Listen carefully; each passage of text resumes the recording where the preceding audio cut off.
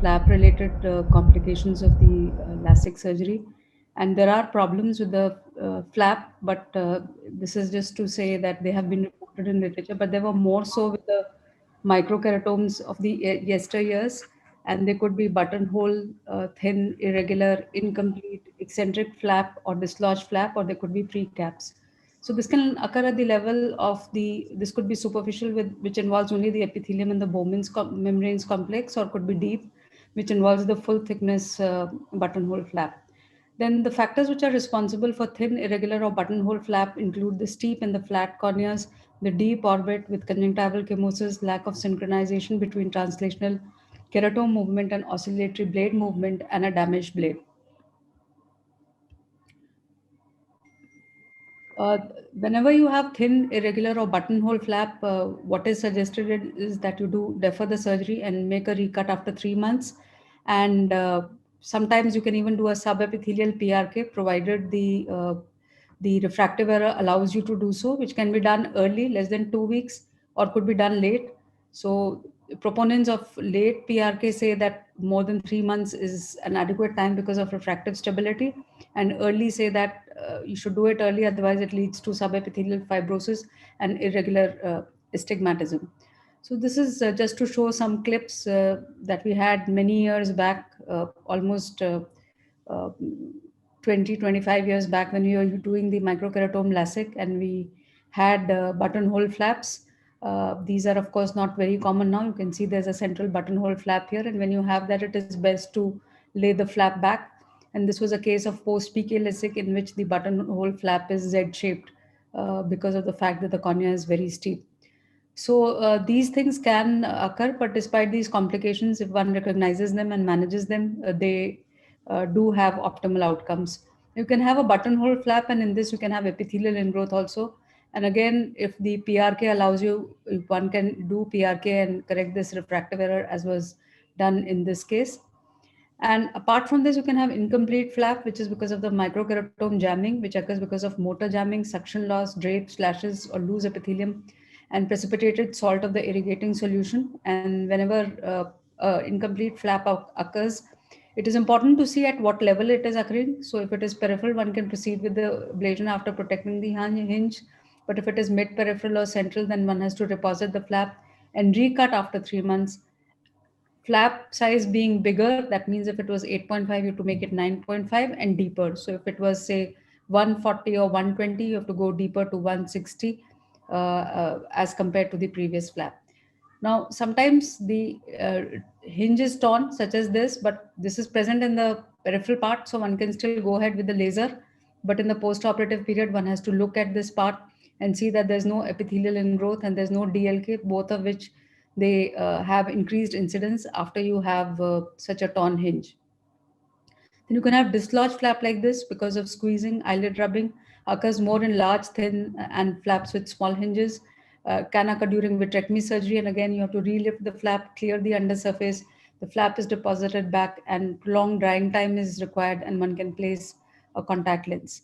Then you can have eccentric cuts such as this, and if the optic zone allows you, one can still go ahead with the laser. But if it does not allow you, then in those cases, one has to replan the surgery at a later date. Again, the dictum is same. It has to be a larger flap and at a deeper level. You can have flat corneas and your free caps can be lost. Sometimes if it is lost, then you allow central deepithelization, defer surgery and allow for refractive stability. But if it is retrievable, again, look at the optic zone. If the free cap size is larger than the optic zone, one can proceed with the laser, may need to reposit after putting bandage contact lens or suturing. However, if it is less than the optic zone, then one again defers surgery. So this is a case of free cap, which happened in one of our cases many years ago. And the laser was continued. The important thing in all these cases is these peripheral marks that you give, so that you know how to align and where to align your free cap or eccentric cuts or torn hinges or dislodged flaps. If this blue mark is available, then one can realign at least macroscopically, if not microscopically, and bandage contact lens is then placed over this. Then this is the paper which looked at refractive outcomes of LASIK after flap complications, and of course it didn't look at aberrations at that time or finer features of visual acuity, but grossly the visual acuity was found to be normal. Then one can also have these wedge-shaped cuts, splits when you are doing cases of radial keratotomy.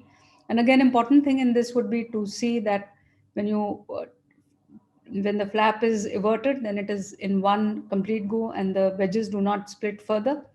And again, also in the post-operative period, one should look at the epithelial ingrowth in these cases. You can have flap folds like this, which occur with thin, large flaps, uneven sponge smoothing, high myopes and hypermetropes, and mainly because of high refractive errors because of tenting effect.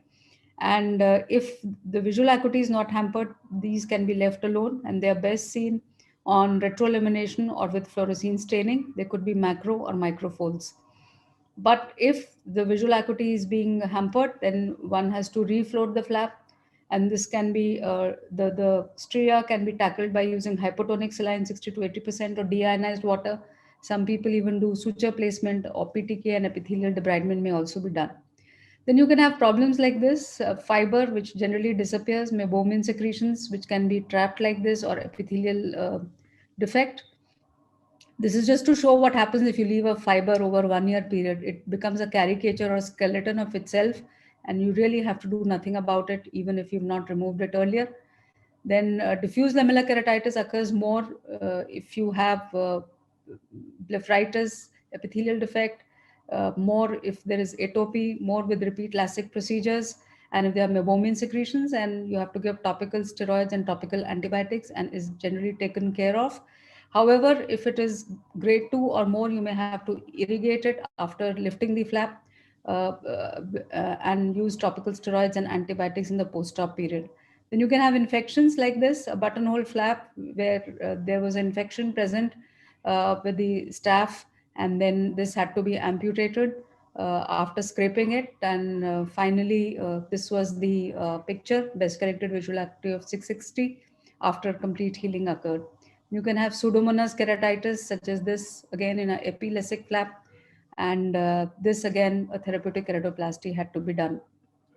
Then sometimes you can even have post-keratomycotic glaucoma with infections such as this, and a therapeutic keratoplasty had to be done. Now, very briefly about the femtosecond laser, you can have air bubbles. This is the opaque bubble layer plus the air bubbles which may be trapped, which may be there in the anterior chamber. So you have to just put the tracker off and proceed with the ablation, of course, very carefully because the tracker is not on. And they can be opaque bubble there like this, but if you increase the size of the hinge here from 1.5 to say 1.7 or even more, then this will not occur. And then there can be a vertical gas breakthrough such as here, and when this occurs, then you have to plan the surgery at a later date with a deeper cut at the same sitting, because this is not going to get separated if you try to lift up the flap, and will not go any further as well. So if there's a lamellar suction break and incomplete flap and lamellar bled treatment has been completed, no side cut, the procedure can be done immediately. But while if it is making the side cut, do not lift the flap.